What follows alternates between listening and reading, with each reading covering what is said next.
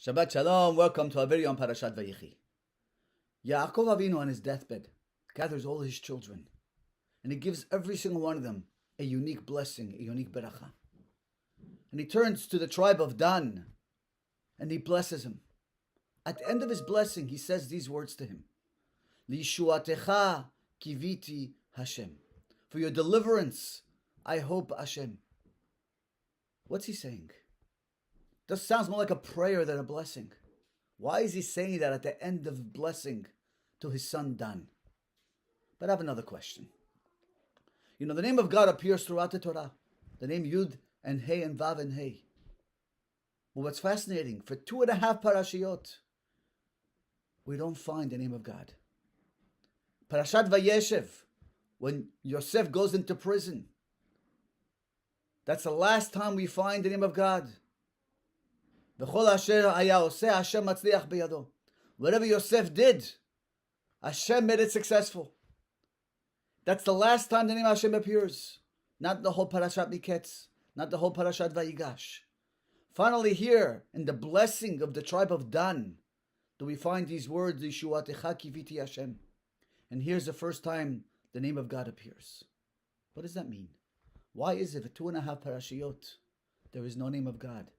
And the first time it appears here is in the blessing of the tribe of Dan. So if you think back to our video last week, we discussed the 3 days of Tevet, the 8th, the 9th, and 10th. And each 3 days, all 3 days together convey an idea of the smallness of a human being in the world. We lost our connection to Torah, to prophecy, God speaking to us directly. And in a sense, God's presence is no longer felt over Yerushalayim. Our connection to infinity is gone. Our sages say that Yosef going into prison symbolizes the beginning of our exile, where Hashem, in a sense, pulled back from being outwardly visible in the world. And the first time he appears is in the tribe of Dan. What our sages are teaching us is that the power of redemption is found in Dan. The question is, what is it about Dan that he has this power? So if you analyze the tribe of Dan, it's fascinating. Dan, in the words of the Midrash, is Hayarud Me'ashpatim. He's known as the lowest of the tribes. Dan, as it's crossing the Yam Suf, as we're leaving Egypt, where we all experienced God's awesome power in splitting the sea. Dan is holding an idol, Pesel Micha.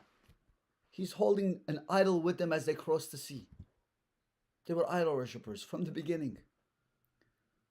If you go to Dan today, the tribe of Dan, and Tel Dan in Jerusalem, you see that you still have the remnants of the temple they built to idols.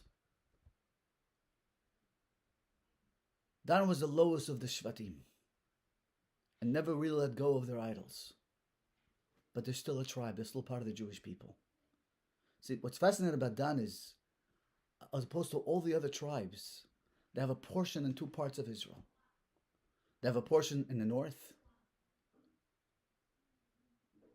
next to Banyas, Tel Dan as it's called today. And they have a portion in the south, next to the tribe of Yehuda. Dan has a unique power.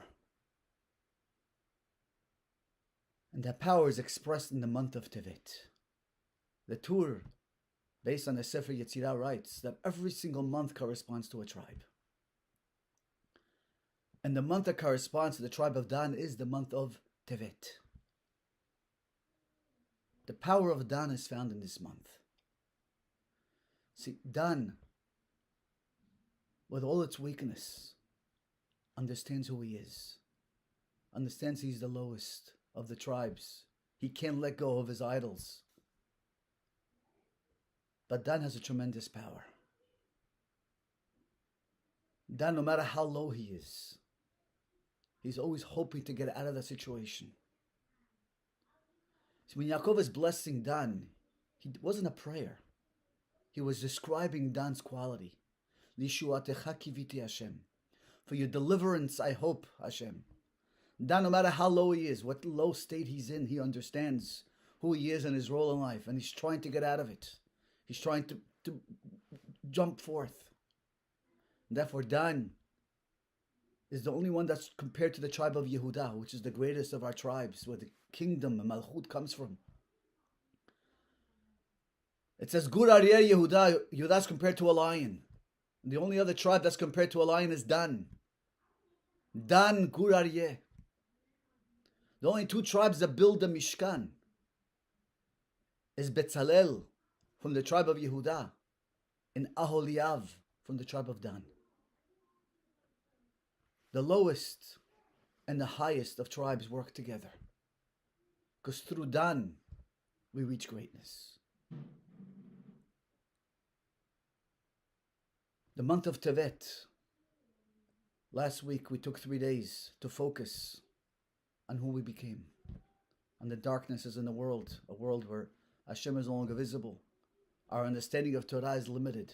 Our connection to infinity is gone. Hashem no longer talks to us through prophecy.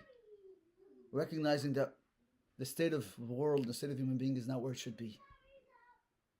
But here comes Dan and the tribe of the month of Tevet. And they're the ones who bring hope. And no matter what state they're in, they're always hoping for a better future.